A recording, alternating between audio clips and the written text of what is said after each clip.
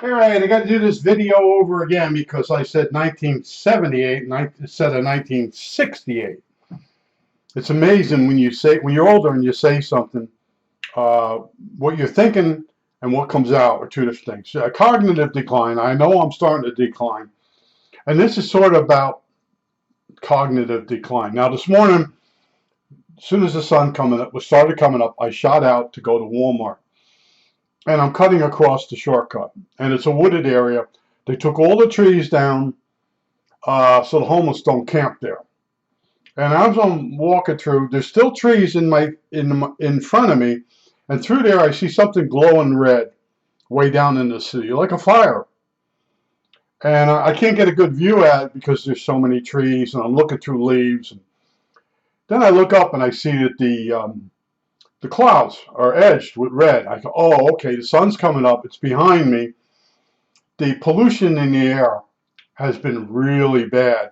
So when the sun comes up, it's very red, and that's what I'm seeing. Plus, you know, the angle you're at, where you're at, the time of year can create these phenomenons. But once I realized, okay, the sun itself is projecting this red beam. It's hitting something down in the city. It could be a water tower, could be a building of windows. In my mind, I'm like, you know what? Let's go in Walmart and get what we have to get. So I get in Walmart and I'm walking around. And it hits me, the two moons, because of this phenomenon thing, two moons. What's two moons? All right, 1968. One of the last times I went like shopping with my parents because I was getting older, but we go up the highway, up 3 to 46 to Great Eastern Mills. It was like a two guys. And we walk around the shop and buy stuff, maybe get a couple pretzels, the big fat pretzels, whatever. And got back in the car, and we're driving down 46, and then you merge to the right, or it's an exit ramp to Route 3, and it was S3 at one time, mid Spur, and that's another story. But anyway, we're on Route 3, and in the part of the road we're in, the road drops off steep on the right hand side, and you could see all the towns off in the distance, all the way towards like New York City. And there's a thing in the air. And I said to my father, what's that? And he says, that's the moon. I said, well, what's that over there? And he looks over there and he goes, the moon. Doesn't hit him. All right. So in 1968, something happened to him. Maybe a mini stroke. Maybe he was starting to go senile. My mother used to say he was senile. And so we get home and I get out of the car and he goes, where are you going? I go, I'm going to find out what that is. He's laughing at me like, you know, this is the moon. You can't walk to the moon. Well, what's that over there? It's the moon. So we got two moons. Nothing's hitting them yet. Maybe never. Anyway, so I go walking. It's only a couple blocks over. And there's a gas station. And the guy is switching it to a diagnostic center. You take your car there. He diagnoses what's wrong with it. And then he gives you a piece of paper. You go to a mechanic. And the mechanic fixes it. So that's supposed to how it works. My mother's friends all fell for it. When they take the paper to the mechanic's like, this ain't even close. So the company went out of business. But I'm there, and he's got like a grand opening going on. He's not open to do anything, but he's just letting people know it's a grand opening. And he's got spotlights on everything. And the reason he had a weather balloon on the end of a long rope. I mean a really long rope. I don't mean a 100-foot rope. I mean up maybe 400 feet. It's up in the air. And the reason it's glowing is the sun had just gone down. Now that we're in darkness, but 400 feet up, the sun can still hit it. And I said to him, I said, yeah. I said, me and my parents were out on the road. We could see that from Route 3. He's getting all excited. You saw it that far? He's telling other guys, this guy saw it from Route 3. I said, yeah, it looks like the moon. It actually looks like the moon. And I asked my father, what is it? He said it was the moon. And I said, what's that over there? The moon. And the guy starts laughing. He goes, you kidding me? I said, no. I said, he was dead serious. Both of them were the moon. And so I'm standing there talking to the guy. And he's telling me he bought it at a surplus place in New York. He bought the helium. And then he got this rope. And I don't know if it was parachute cord back in those days. But he was telling me where he bought it, and you bought it 100-foot length at a time. I don't know how much he had, but we're standing there, and in comes a station wagon, and the guy gets out. He is pissed. He's pissed. You can't even tell what he wants, what he's trying to say. He's deranged. Well, when he started calming down, I told the guy with the balloon what he's saying. He goes, I said, you're up in the, we had a giant airport near us. I said, you're on the radar. And he's all excited. My balloon showed up on the radar. I said, you don't understand. I said, this guy had to come over here and find this. I said, you could be fined. And then I started thinking about, with CB radio, my friend said it, they mentioned that you couldn't have the antenna more than so many feet above the roof of the house in certain towns. If you were near an airport, there's actually a diagram that shows you they put a point at the airport, and then it comes out as like a triangle. And the further out from the airport, the higher up you can go. And then there's, if you register with the FCC and put lights on it, you can go higher. Well, this guy was way higher than anything that has to have lights on it. And then finally, he's trying to take it down. And it went up a lot easier. Trust me, it went up a lot easier because, you know, when you're feeding it out between your hands versus now you're bringing it down. So he had about 400 feet of rope. Is really a lot of rope.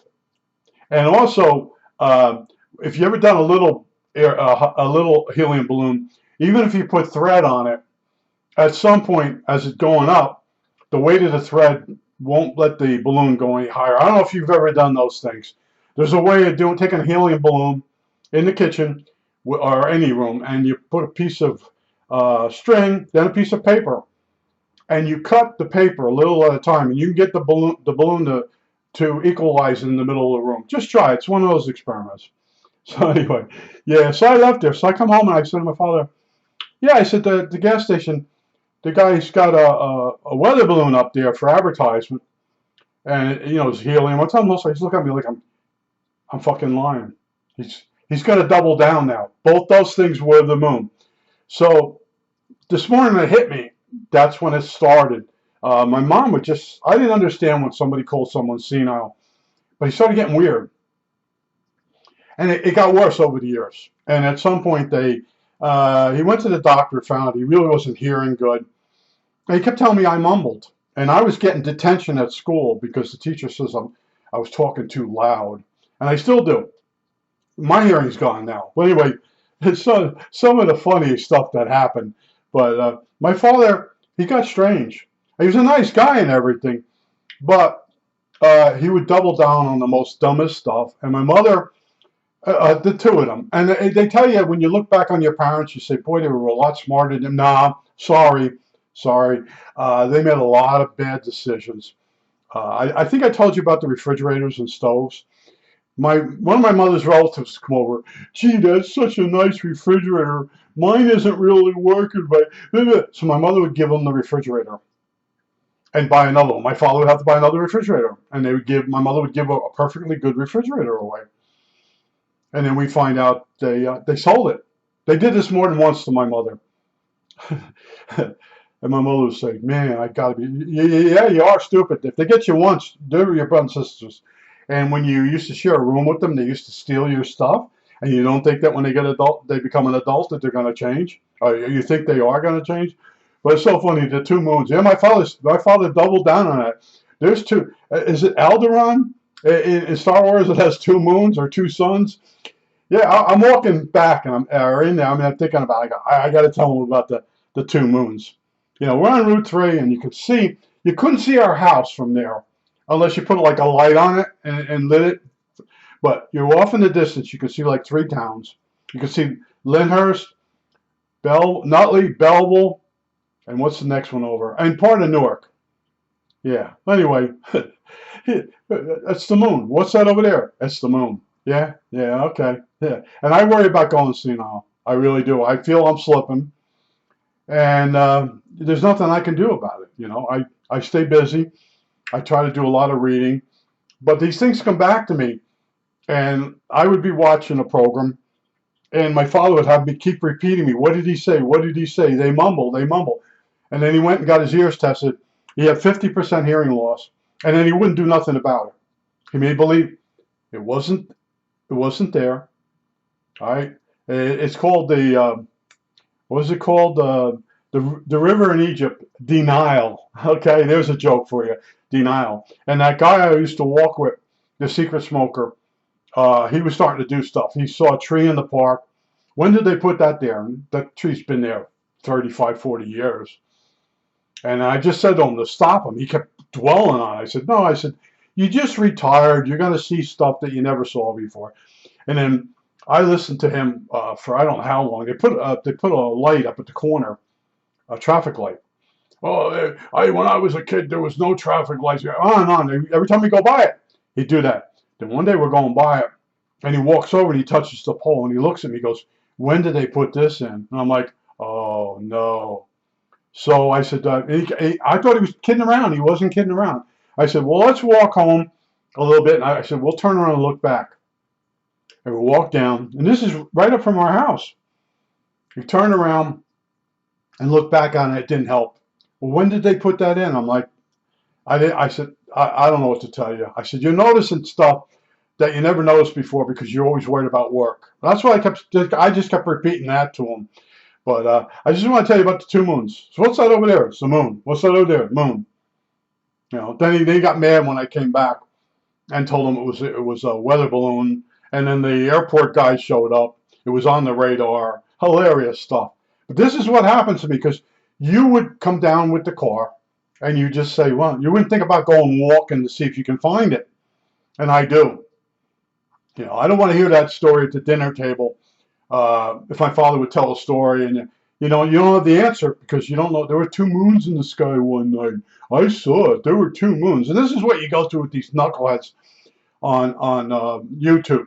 They see something, and I was driving my car, and I saw this light. Oh, first of all, rule number one with UFOs is you can't be driving in a car. You can't be moving because you can't judge distance and speed and everything while you're moving. But I had a guy used to come into work. He was always seeing UFOs on this one curve over by Clifton. I said to him, "Did you stop the car?" No. I said, "Well, the last time I told you." So, and there was an airport there. There's airports all around by us. We had Teterboro. It was right by Teterboro, and the landing light when it comes in on a plane, when the plane is directly facing you and coming in, that glows in the sky like you can't believe. And there's only so many degrees on either side of that landing light where you can't see it lit at all. And this is what people see. And yeah, they're all anally probed. And I sit here and and they keep recommending this crap to me too on YouTube. I think the algorithm likes to torture me. I think that's it. All right, that's it. Watch out for those two moons.